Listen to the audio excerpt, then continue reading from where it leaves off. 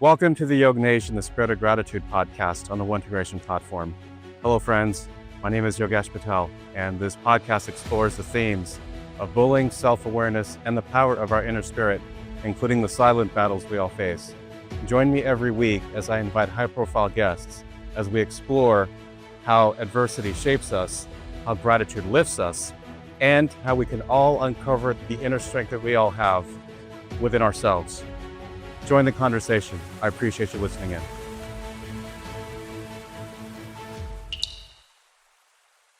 My next guest is a high school graduate who will be attending Yale University in the fall. Tanish Doshi is one of Arizona's rising young leaders. His list of accomplishments is super impressive. Eagle Scout, National Merit finalist, Scripps National Spelling Bee finalist, oh my goodness, State Director of Arizona's Youth Climate Coalition, and was ranked the #1 best student attorney in mock trial for the state of Arizona last year. Damn, is there anything you can't do? He joins us today to discuss his upbringing, the disconnect that technology has in his generation, and his personal quest of nurturing his inner spirit and making the most of your potential. Lux et Veritas.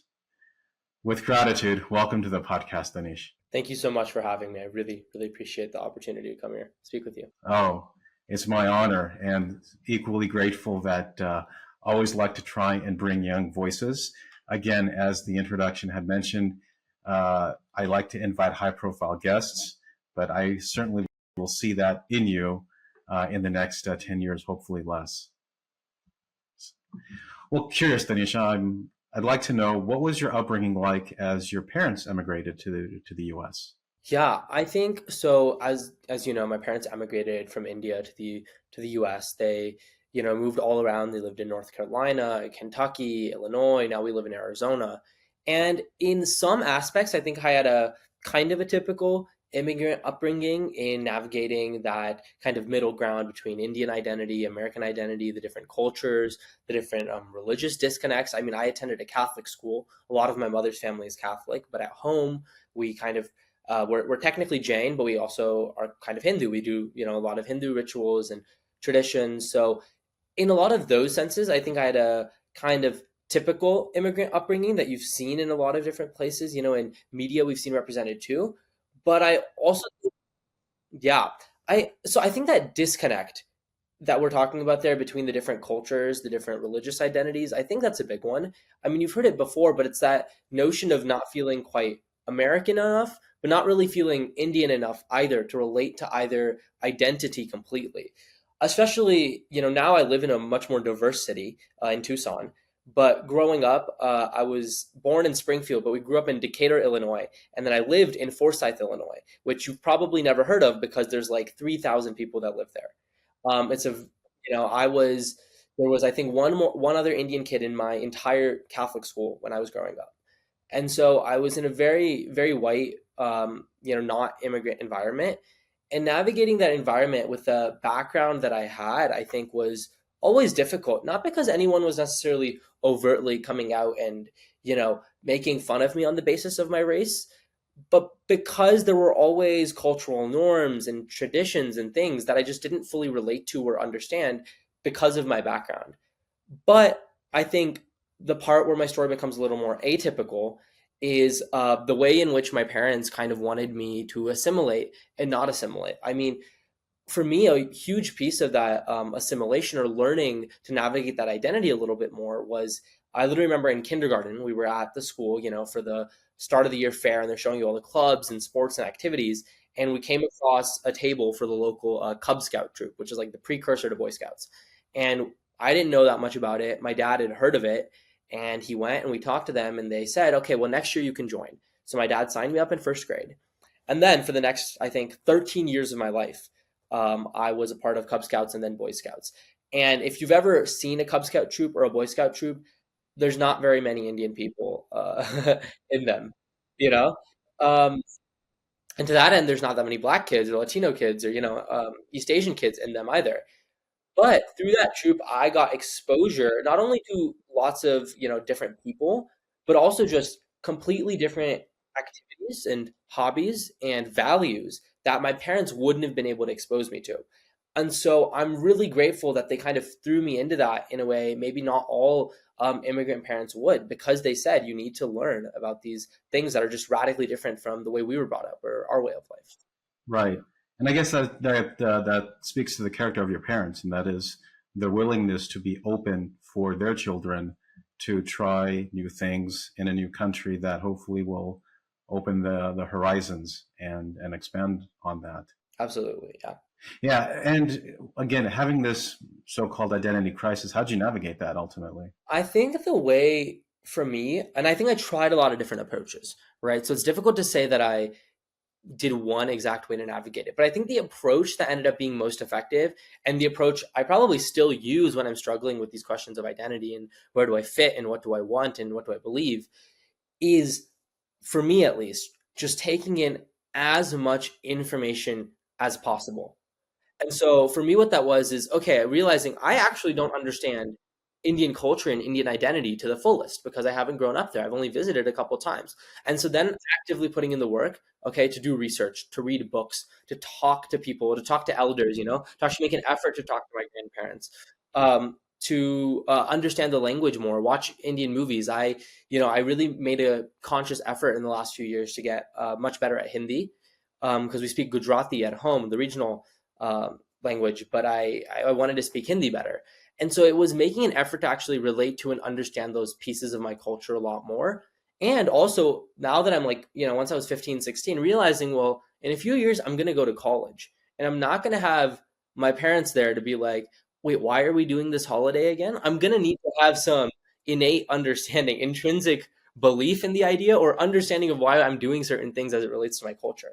And so, in that sense, it was actually going to certain Indian festivals like Holi or Garba or Diwali with my friends too, not just with my family, but with Indian friends, and kind of creating my own relationship um, to Indian culture. And so, to get back to your question, okay, what is the approach to navigate those identity crises for me? Well, and I say this also, Tanish, in the greater context. It's maybe not just what you are experiencing in terms of your identity crisis between American and Indian culture, but it could be more broader than that, where you have perhaps a young adult or adolescent that is perhaps struggling with their own identity, with where perhaps they could fit in. And so I'm curious to find out, what is some practical ways that you can encourage that individual? So I think the first thing is you need to get rid of any notions you have about what the right identity is.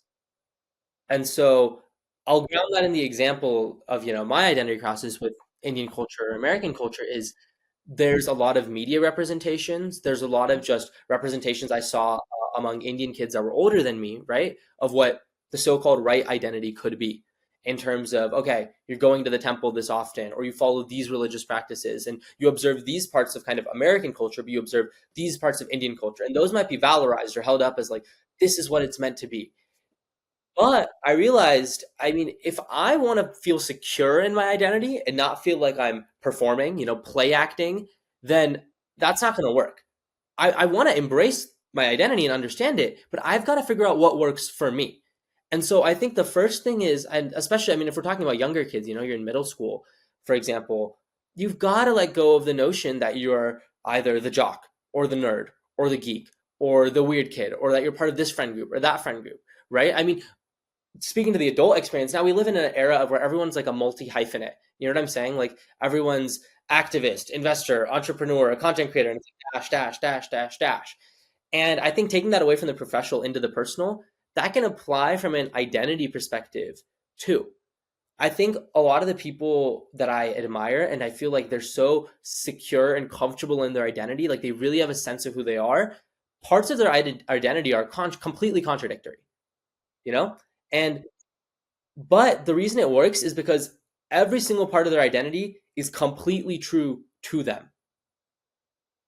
And they've done the work to figure out what their identity is. And so what I mean by that, for back to that example we're talking about, navigating the disconnect between Indian culture and American culture, was I had to go to I tried to go to as many holidays and festivals as possible, right?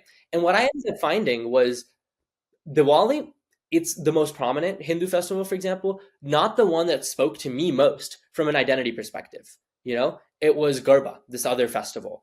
Or I found very specific religious practices where I'm like, wow, this one, for whatever reason, this is the one that really speaks to me. It's really getting to something in here. That's interesting. And And wisdom beyond the years, Tanish, with what you just described. yeah. And I mean, I still have a lot to learn, obviously, and it's going to change too. So I would say that the first piece of advice I would have absolutely is you need to get rid of the idea that your identity is going to fit into any specific box, or it's going to ascribe to any notion you might have already of like what an identity is, you know? And then the second piece, I think, like I've already touched on, is absorbing as much information as possible. So if you're struggling with your sense of belonging, well, then I think you need to go and try and be a part of as many groups as possible. And a lot of those groups you're not going to fit into. You're not going to feel like that's the right place for you. But that's fine. Because Maybe not. I think that, I mean, from my personal experience in dealing with people, both young and young at heart, it's people are open to welcome you in, right? I don't think there's any predisposition or any judgment, and I think that's something that I feel that today's generation may not embrace just because they don't know, but that's just a part of you throwing yourself out there and observing the world and seeing what you're able to take in. Yeah, I think it's exactly like you said. I think, like, for example, like in high school, right? I think some kids are hesitant, for example. I mean, it sounds silly, but even to join a club that they don't already have knowledge in or expertise in. And what I mean by that is like, okay, well, I don't know anything about biology. Well, why would I join the biology club? I'm not going to fit in because I don't know anything about it. Right? There's this idea that you need to already fully understand and be 100% sure that this is going to be the place for you and these are going to be the people for you before you try it or before you jump in. But like you said, but I think people are very open, people are very open to welcoming kids, being open to them, teaching them new things. For me, one thing I kind of unintentionally did because it was just my personality. But now looking back, like when I talk to my younger brother, for example, I'm telling him to make this an intentional practice is joining freshman year. I'm telling him, join as many clubs as you can. And when I say join, that doesn't mean commit to doing, 7 practices and going here and going there, but go sit in on 2 meetings, and what you're going to find is you're going to find connection in places you wouldn't expect. For him, one of his favorite, clubs ended up being roller skating club at school. And it feels obvious to say, yeah, like who would have, we have no background in roller skating as a family. You know what I'm saying? He had no background in roller skating. He's not very good at roller skating, honestly. But that's not the point, right? He went there and he found that community, and that became a part of his identity out of pure happenstance. I literally think it was that's the one that worked in his schedule. It was like, we need a Wednesday afternoon club. Here's your 3 options. Okay, fine, I'll do roller skating. Well, I think the DNA of all this, Tanish, I mean, I don't think this comes out of the blue. I think perhaps that you were taught these values from your parents. Credit to them. And in your spirit of gratitude, Tanish, what would you like to say to them? I think the number one thing I would thank them for is openness of mind and heart that they've taught me. And what I mean by that is they've taught me to be open to finding wisdom or joy or meaning in any place, any person, any experience. They've never cut me off. They haven't said, don't look here for meaning. Don't look here to have fun. Don't look here to understand something better about the world. I mean, we have our own like religious traditions, of course, but they've always taught me, well, there's something to learn from everybody, right? If there's a belief system that's held by 1 billion people or even 500 million people, well, there's got to be some truth or wisdom in it, for it to grow to that level. And it's not just religion. In every single aspect, they've taught me to be open to others and, like I said, open of mind and heart. So I'm very, very grateful for that. That's awesome. Yeah, kudos to your parents for how they're raising you and your little brother and navigating the waters called life. And speaking of life, again, I don't think that a lot of people, the majority, have kind of the upbringing experience you have. And so I think that we talked about this in our pre-planning call, Tanish, that there's a widening disconnect within people in your generation and even in middle school. And you attribute that to technology and social media, but explain that a little bit more. I think when we're talking about these, identity crises that a lot of young people are having, that I've had, I know my peers have had, and that sense of isolation, right? That sense of not having community. I think social media really does exacerbate that.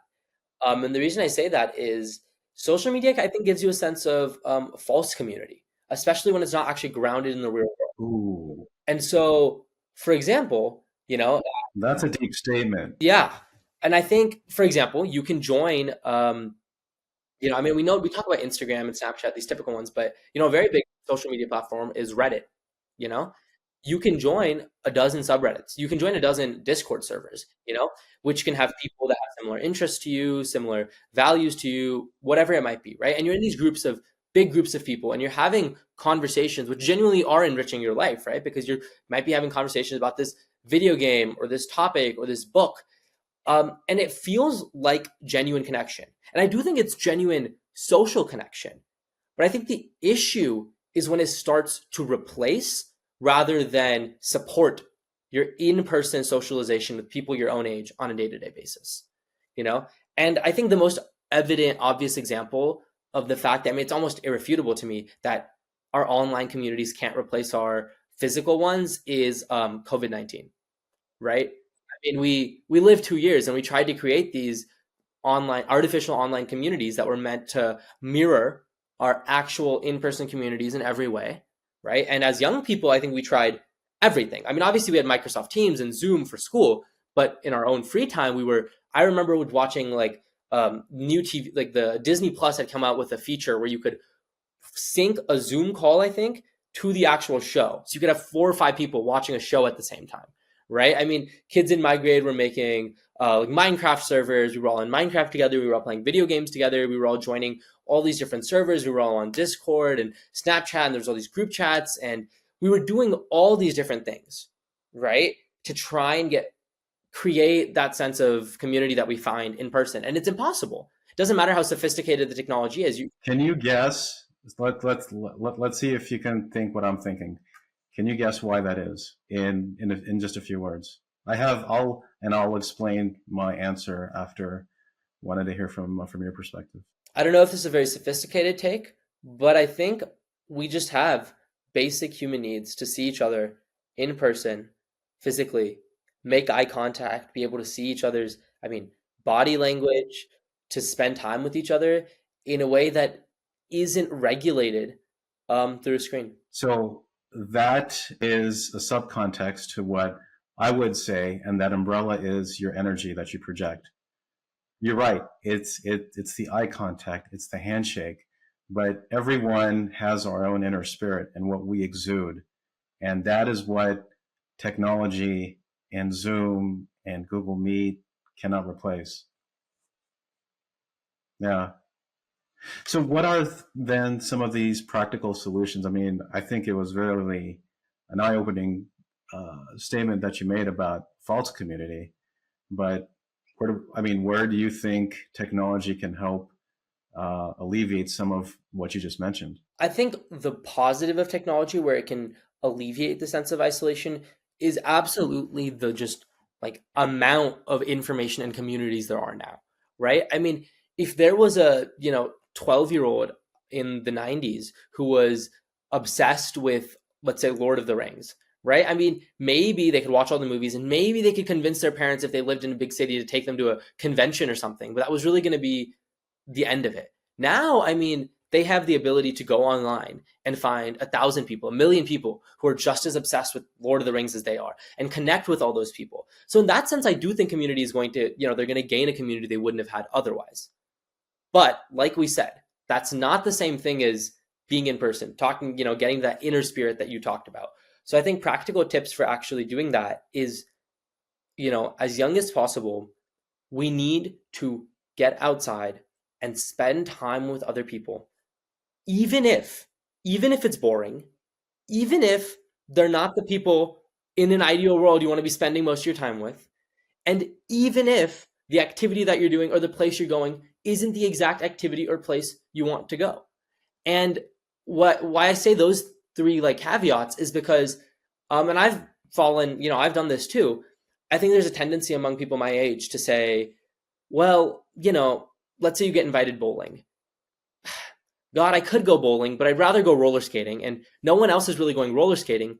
But what I definitely know I do have control over is sitting at home and deciding which show to watch on Netflix, right? And framing that as a choice, that just because I'm not getting the exact kind of interaction in person that I want, right? The exact kind of engagement, I'm going to stay home and stay on my computer or stay on my, TV or phone or whatever it might be.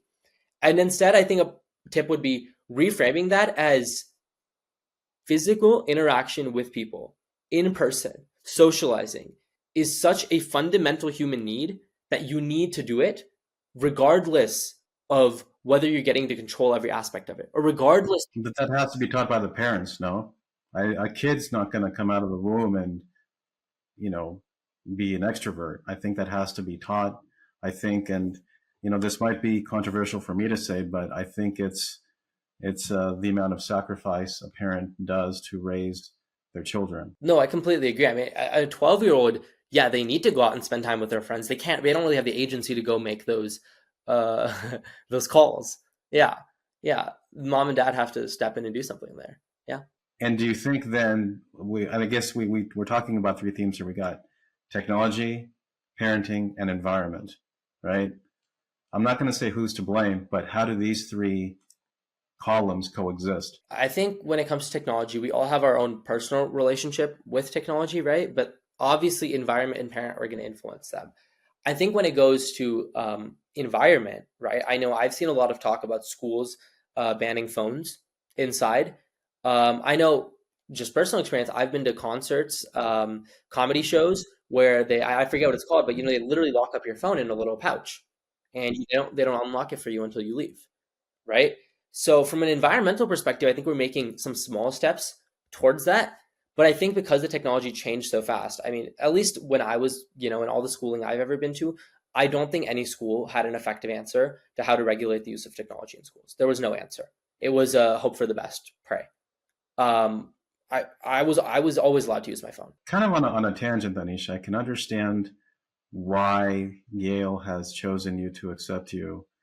Where does this drive, where does your smartness come from? Is it inner spirit or more self-awareness? Because I'm really impressed by, again, your command of language and communication. So just taking a step back here on these broader topics, again, I think that for most people, they may not have this, I'll just say IQ for lack of a better word, but they are skilled in other things. And so I'm curious, was this developed, nurtured? Did you always have it in you? I think what it is that I'm very grateful for this, is that I'm very fortunate. Early on in my life, my skills and passions and talents ended up actually lining up with the things I was doing on a daily basis. And I think for some people, that doesn't happen for their entire life. And for some people, that click happens in their 30s or their 40s or their 50s. And I'm very fortunate. And I think I owe a great debt of gratitude to my parents for this, because they just exposed me to so many different ideas and places and people that, relatively early on, I figured out this is what I'm passionate about. And because when you're 17 or 16, you have a lot of flexibility with your time, right? I realized I can actually invest my time in these places.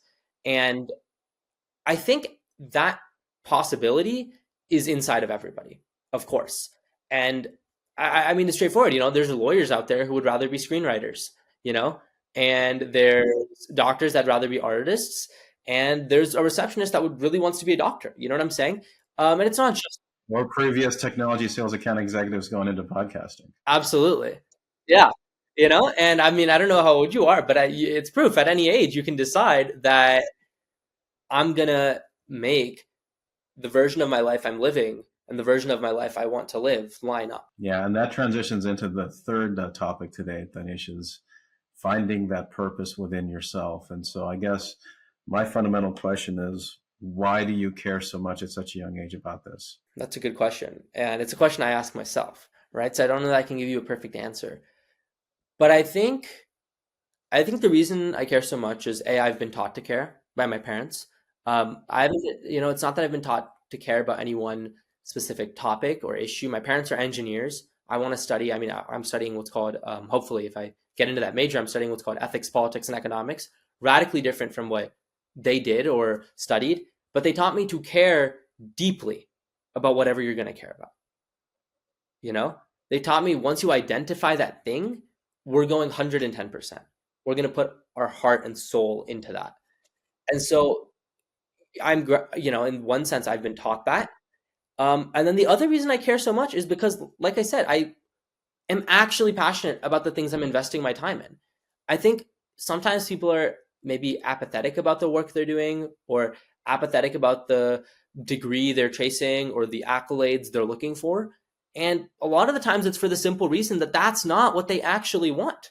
That's what they think they should want, or that's what they have been told to want, or that's what they want to want, but that's not what they want, right? And so I think the reason I care so much is like, I tried on a lot of different passions and ideas and things before landing on this is what I want to study. This is what I want to be passionate about. Did you fail at anything? Yeah. Oh yeah. You failed. I think so. Yeah. I loved soccer. Was not very good at it. Was not very good at it. I mean, my favorite, like failure academically speaking is I took every AP physics class that's offered, despite consistently being a probably worst student in the class every year. And I would get just a high enough grade in it to where they said, I guess you can take the next level of physics, but do you really want to? You're not very good at this. And that's because I liked it. I liked the challenge. I liked that. I would never have guessed that based on... I enjoyed the challenge, and I also think it's good to have a few areas of your life that you spend time in that you are not good at. One of the advice I've heard is you need to have at least one, especially for, kind of high achieving, very competitive people, you need to have at least one area in your life where you are completely non-competitive, you have no drive to make progress in, and you just do for the joy of it. How does that speak to the people that aren't perhaps competitive? Because I think, again, you are, I would say, a different breed than perhaps what is stereotypical of kids your age. I think you need to do that.